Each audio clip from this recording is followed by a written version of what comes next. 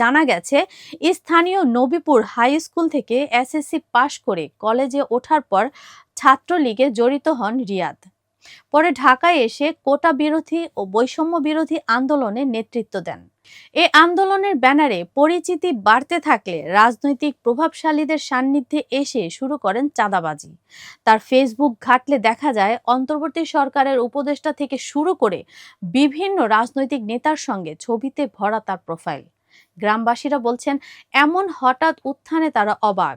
এক প্রতিবেশী বলেন, যে পরিবার এক সময় খেয়ে না খেয়ে দিন কাটাতো, সেই পরিবারে এখন 1 বছরের ব্যবধানে দোতলা বাড়ি, দামি গাড়ি। আমরা বিশ্বাসই করতে পারছি না। নবীপুর হাই স্কুলের সাবেক সভাপতি শিহাবুদ্দিন বলেন, যে ছেলেটাকে গ্রামবাসী দান খয়রাত করে পড়িয়েছে, সে আজ চাঁদাবাজি হয়ে উঠেছে। ভেবে কষ্ট হয়।